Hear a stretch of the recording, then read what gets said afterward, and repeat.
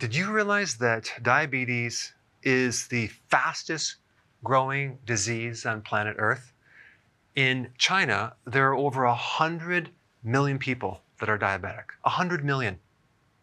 In India, there are 68 million people that have diabetes. In Mexico, it's the leading cause of death, even higher than any other disease. In Australia, someone gets diabetes every 5 minutes. In fact, 1 out of every 4th person in a hospital bed is either a diabetic or there because they have some diabetic complications. And of course, in America, we don't really have diabetes. We're pretty much free of that disease. We're super healthy, and I'm being very sarcastic. Now, let's talk about why this is the fastest growing disease. I just want to show you the mechanism here because it's very interesting. Of course, you already know this, but carbohydrates are the culprit, and the frequency of eating, but mainly the carbs. So what happens when you eat carbs is you get too much sugar in the blood. So this pancreas here has a little cell called the beta cell, and its job is to make insulin. And insulin's job is to get the glucose out of the blood to maintain normal glucose. Now, it usually takes between 10 to 15 to 20 years to develop diabetes. And diabetes is simply a disease that you have too much glucose and sugar in the blood. But it takes a long time for that to show up on a blood test. So you're probably asking yourself, like, why doesn't that show up a lot sooner? Well, what's happening is the pancreas is compensating. It's trying to help you out. And it's producing a lot more insulin than it should. It's producing 5 to 9 times as much insulin compared to a normal person. So it's a lot of insulin coming out there to keep this blood glucose normal. So you go to the doctor, they test you, everything comes out normal, you're good to go.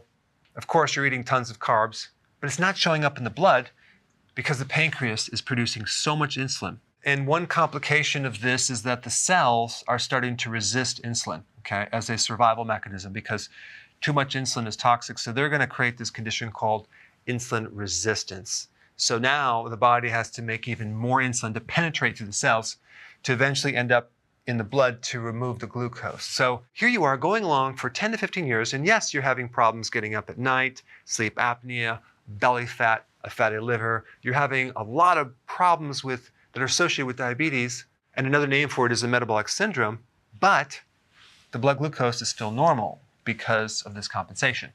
But eventually what happens is the beta cell, the cell of the pancreas, starts to get tired, and it starts to fail to compensate for this situation. So now it's not going to produce the insulin. So the insulin is going to go down. Okay? Now, if we don't have enough insulin and we have the insulin resistance, what's going to happen to the blood glucose? It's going to go up, up, up. And that's when you're diagnosed with disease. So diabetes is diagnosed very late on the chain of events. If doctors knew this connection between carbs and insulin and blood sugars a little bit better, they could probably focus on the diet here and prevent this problem.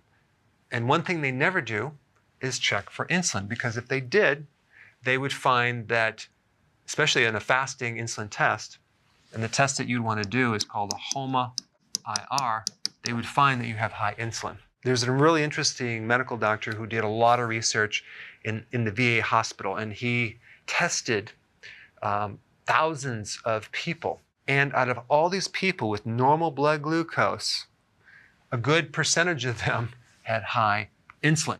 And he would check them not 2 hours after a meal, he would check them sometime 5 hours after a meal, and he would see this spike in insulin.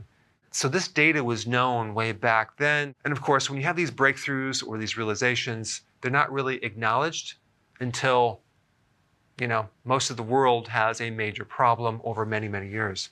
So this insulin resistance is in the periphery of the body. It's called peripheral resistance. And that's one of the reasons why you may get peripheral neuropathies, which basically is a problem the furthest away from the heart. It's like in the toes or your fingertips. That's when you notice it first. So this is what I want you to do. If you're a diabetic, next time you're at your doctor's office, just ask your doctor this one question, or actually two questions. One is this. Now, doc, isn't diabetes a disease of too much sugar in the blood? Then why aren't you recommending that I go on a low glucose or sugar or carbohydrate diet? And just see what they say. Because what's shocking is that these basic things are not taught in medical school, which is quite ironic. Anyway, if you're new to my channel, click the link down below. Learn how to get on a low carbohydrate diet, do intermittent fasting, so you can decrease the need for this pancreas to work so hard. All right, thanks for watching.